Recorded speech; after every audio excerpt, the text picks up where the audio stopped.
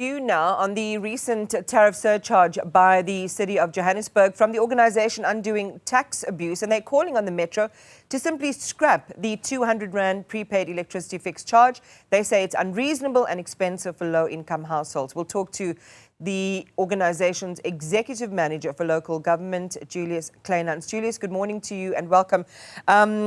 I'm sorry that you weren't able to watch that interview with Kabelo Gwamanda, the mayor for the city of Johannesburg, that we've just done, in explaining the rationale behind why the city is embarked on this route, saying that not only was there approval in the 2018-2029 financial years for this to go along, after a long consultative process, they did in fact revisit the IDP process again a few months ago and have stuck to this decision and implemented it now following the delays over COVID and the recommendations not to go ahead at the time. What do you make of that explanation that this was well thought out, it was going to happen anyway, we delayed it out of consideration to residents, but the time has come and we've got to do it now? Thank you. Firstly, I don't think it's well thought out. If you look at electricity structures and tariffs, it's supposed to cover all the operations costs to supply electricity. So basically, your tariff needs to cover the cost of bulk purchases from Eskom, the distribution through the network, the maintenance thereof, paying salaries and all those kind of things. So I think this has just been manipulated. In fact, in 2018, there was so much opposition by the public that it was not approved. Yes, and there was some economic trials, but it's not gotten better either. And I think it needs to be revisited. You know, they're talking about the indigent registry in the city of Johannesburg, and the city itself said to Stats South Africa that they've got about 30,000 households on the indigent register. Now, there's different numbers in the city, and I'm not entirely sure if they even know what the accurate numbers are.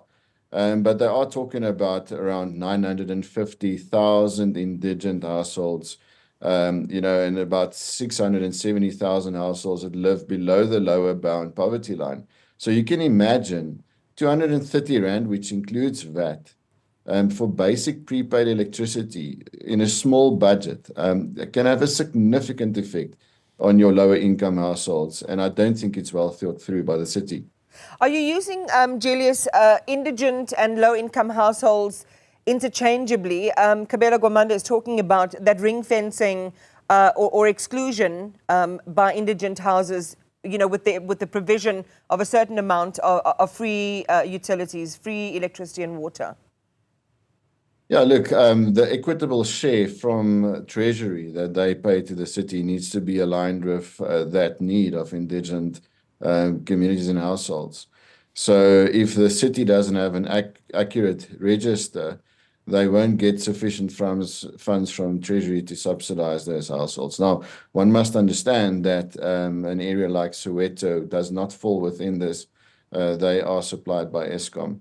But the rest of the city of Johannesburg is inaccurate, and I think a lot of people will feel the brunt of it this month.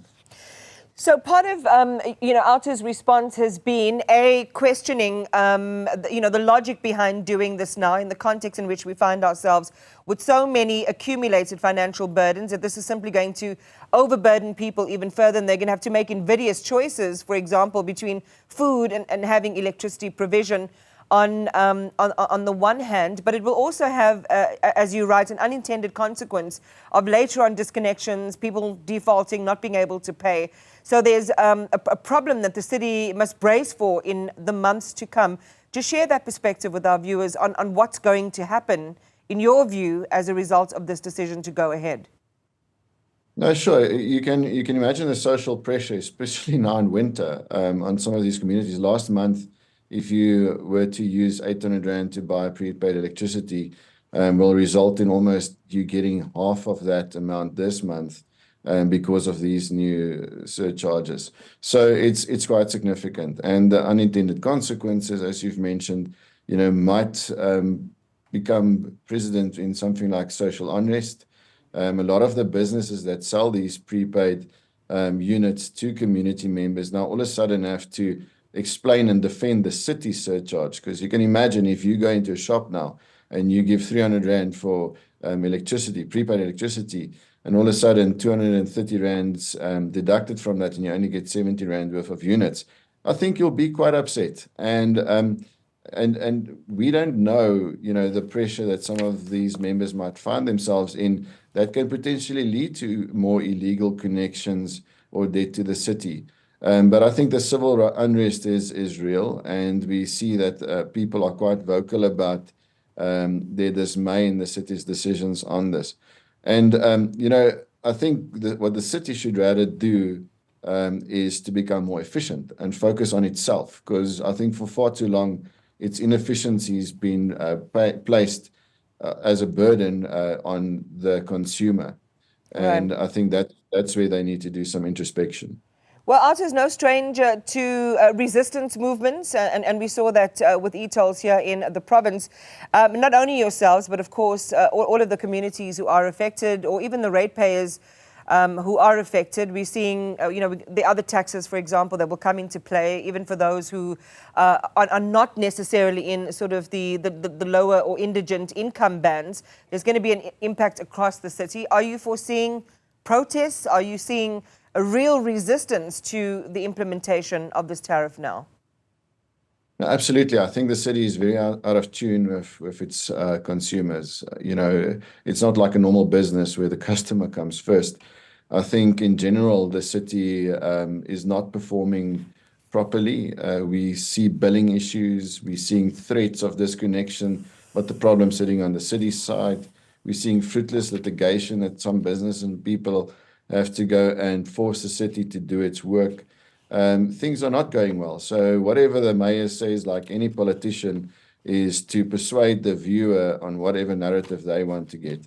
Where they make the mistake is that the viewer is feeling the brunt of all of this.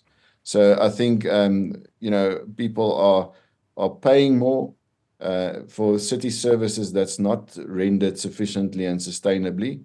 And unfortunately, we see that the bigger businesses and people who stimulate economic growth are getting tired of this, and they're looking elsewhere for cities that actually provide proper services where they can do proper business, and they are moving.